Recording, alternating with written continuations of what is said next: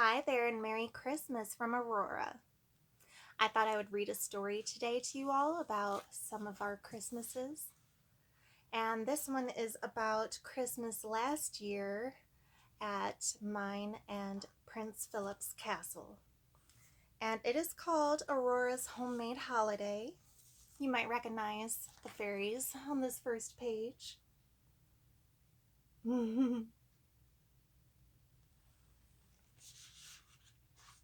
Yep. Merryweather, Flora, and Fauna still stay with us, and they help us all the time. Well, let's get started. One snowy December day, Princess Aurora and Prince Philip went for a stroll. As they walked, Philip noticed the princess was unusually quiet. "Is something the matter?" he asked. "My aunts and I used to love Christmas time," she said. The three fairies, Flora, Fauna, and Merryweather, had raised Aurora. "Let's invite them for the holidays," Philip said. He's so thoughtful. The next morning, Prince Philip sent an invitation to Flora, Fauna, and Merryweather before he and Samson left for a trip. Soon the good fairies arrived. Princess Aurora had a special request for them. "You want Christmas exactly like the ones we shared at the cottage?" Flora asked. "That means we can't use magic." "You'd better take our wands," Fauna said to Aurora. But the wands were hard to catch. They started flying everywhere. See? We had to chase them for a good 10 minutes before we finally caught all three of them. "Shall we decorate?" Aurora asked. She led the fairies to baskets of evergreen garlands, ornaments, and bows. Aurora suggested that she and Flora put up the evergreen garlands, while Fauna and Merryweather decorated the Christmas tree.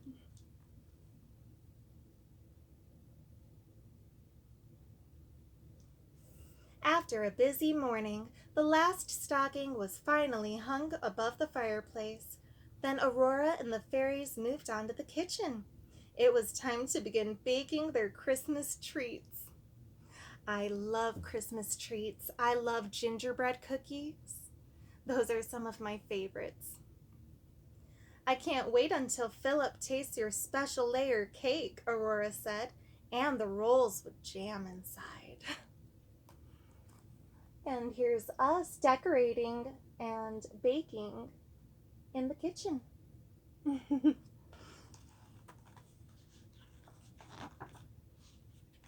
next morning over breakfast, Aurora and the good fairies talked about a gift for Philip. "I want to give him a homemade present," Aurora said. "But what?" "How about a shirt?" Flora suggested. "But I don't know how to sew," the princess replied. "We'll show you how," Merryweather said. The fairies were excited to teach Aurora all about planning a homemade holiday gift.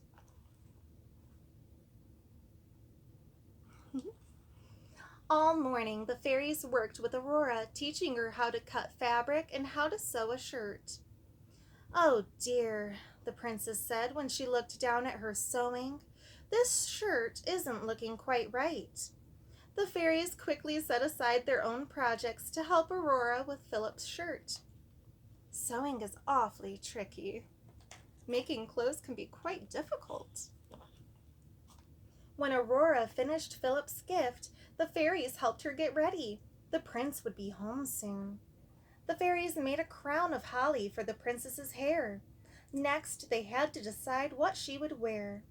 Flora suggested a red dress. Merryweather preferred a blue one. Is anyone surprised? I didn't think so.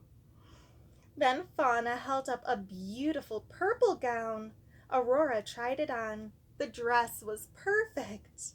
It's one of my favorites now. The last thing Aurora had to do was wrap the prince's gift. Once again, she asked for the fairies' help.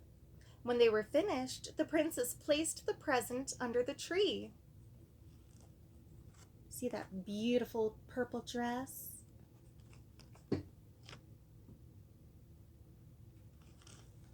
They helped me so much, and it meant so much to me. That afternoon, Prince Philip arrived back at the castle. Close your eyes, the princess said with a sly grin, and don't open them until I tell you to. Aurora led Philip into the grand hall, where Flora, Fauna, and Merryweather were waiting. Okay, now open your eyes, Aurora exclaimed.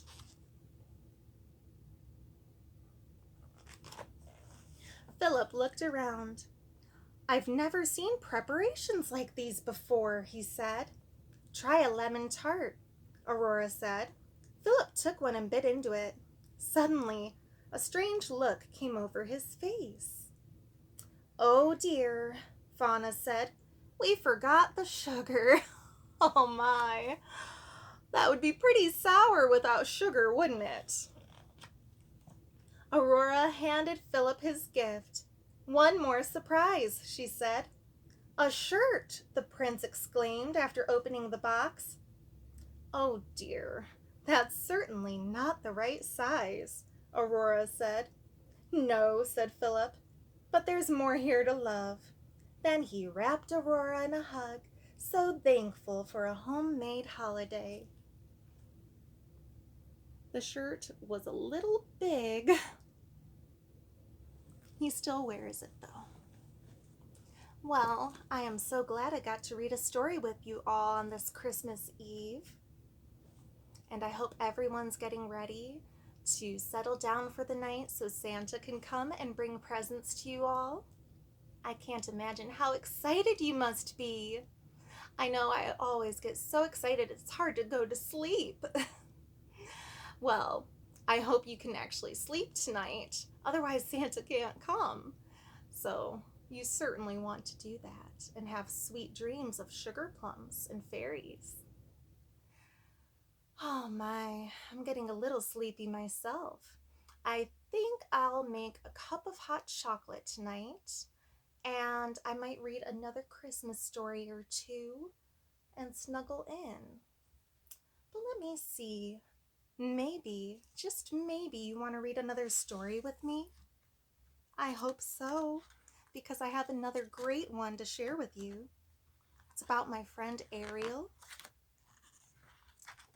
And let me see. Here we go. Yes, it's about Ariel and Prince Eric, and it's called The Holiday Treasure Hunt.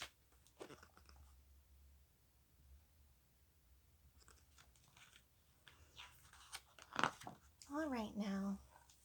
Ariel and Prince Eric were walking along the beach a few days before Christmas. Suddenly, Eric's dog Max ran up to them carrying a waterlogged boot. This reminded Ariel Eric needed a new pair of boots. She knew what to give him for Christmas. And there they are on the beach. And there's Max with the boot. Ariel and Eric returned to the castle. Carlotta, the housekeeper, announced it was time for tea. All ready? Asked Grimsby, the butler, checking his pocket watch. It must be broken. Ariel remarked about the beauty of the tree and the red and gold decorations. Those are my favorite colors, Carlotta said. Now Ariel had gift ideas.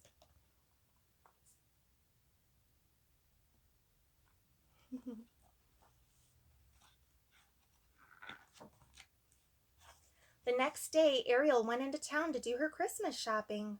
There she found boots for Eric, a shiny pocket watch for Grimsby, and a gold necklace with a ruby pendant for Carlotta. Then she got the biggest bone she could find for Max. Ariel still needed gifts for her father and sisters. When she saw a shop window filled with glass hearts, she knew her search was over. Oh wow, those look pretty. Back at the castle, Ariel carefully wrapped the gifts. She realized something was missing. It was Max's gift. Ariel heard a loud chewing noise coming from behind the chair. What do you think that chewing noise could be? Did you guess? Max was already gnawing on the bone she had gotten for him.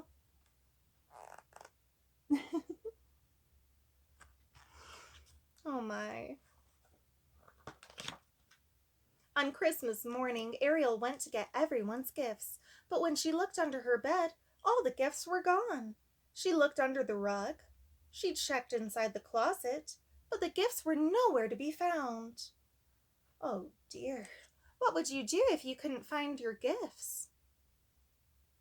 Well, I'd be a little worried too. Oh no.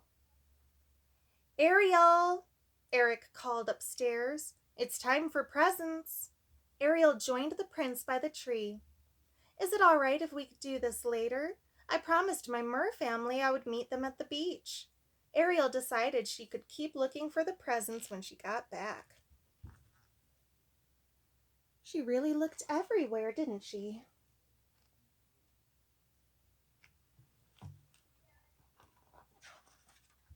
Oh my. Ariel's friends were waiting on the beach. Scuttle the seagull handed Ariel a small chest. Ariel lifted the lid and saw the sorts of treasures she had loved to collect when she was a mermaid. Thank you. Just then, King Triton and Ariel's sisters swam up. Merry Christmas, Ariel said. We brought presents, Ariel's sister Aquata shouted. Oh, thank you, Ariel exclaimed. I have gifts for all of you too, except...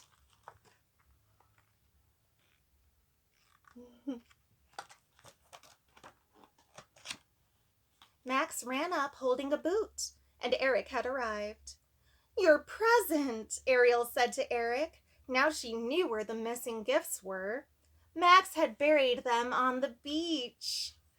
Oh my goodness, Max.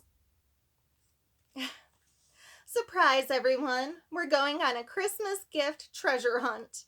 Soon Eric, Carlotta, Max, and Grimsby were digging around on the beach. Ariel's friends and Mur family cheered them on. Everyone loved Ariel's gifts. Look at that. Doesn't that look like a beautiful Christmas celebration? Oh, I sent Ariel a card, and I hope she gets it soon. After the treasure hunt was over, they gathered by the water's edge to say goodbye. Merry Christmas, they called to each other as Ariel and Eric headed back to the castle.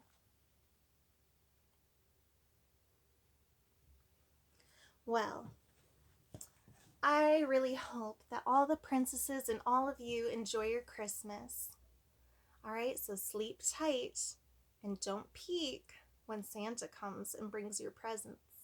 And tomorrow, make sure you thank your lovely parents and your family for everything they do for you and for making Christmas magical always. Well, I hope all of your dreams come true, and I hope you get everything you asked for this Christmas. Happy holidays to you all, and to all a good night. Goodbye.